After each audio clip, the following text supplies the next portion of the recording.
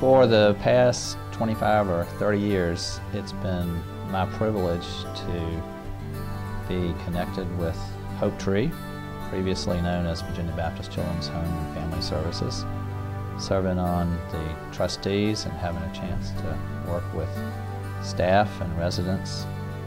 And it's been one of the most significant experiences for me. A part of our mission has been to provide residential, educational, and support services to children and youth, and also to adults with intellectual disabilities. We see people come back even now to tell us there were times when not too many other people cared about them or could give them a positive feeling about themselves, but they found that loving environment with the Children's Home or HopeTree. I first came here in 1997. I was in foster care. I got removed from my parents' home. Bad situation, drugs, everything, so I got placed into foster care, and I'd gotten some trouble with the foster care parents, and they ended up sending me here. It's limitless, the amount of stuff I've learned between then and now. I mean, everything. Self-respect, responsibility, how to manage money. I learned how to be a man. I reminisce about this place a lot, and whenever I do see the few people that I keep in contact with that were here long-term with me, we all talk about it. It's just a great reminiscence of a good childhood. We all look back at this place and we miss it a lot.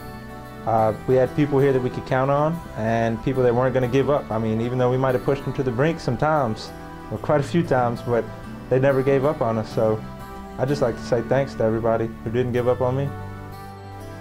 One of the most important things about HopeTree and its leadership is that we have been able to reinvent ourselves, to make changes as the needs for children and adults have changed.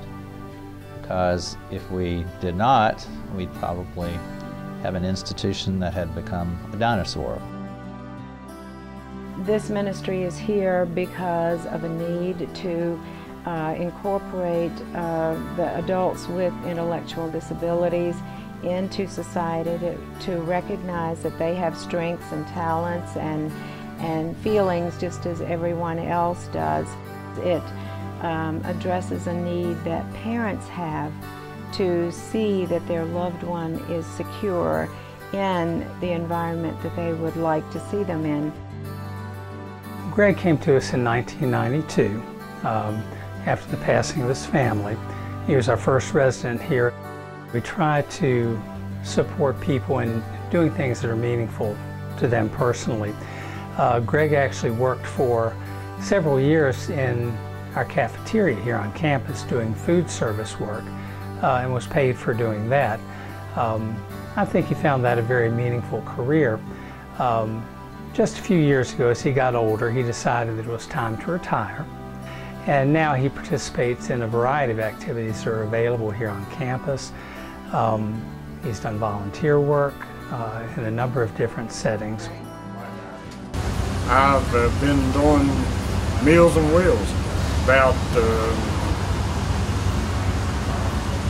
7, 8 years or so.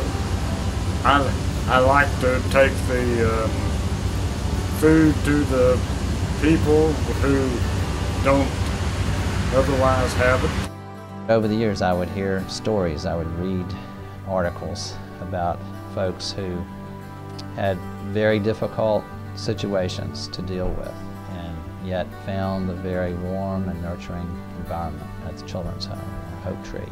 It's an ever dynamic ministry and series of programs, and that's what I feel so good about, that we can look at and try to anticipate what the needs are. They're not at all the same today as they were 30, 50, 100 years ago, but yet the needs are there, and this agency has been able to evolve and try to meet those changing needs.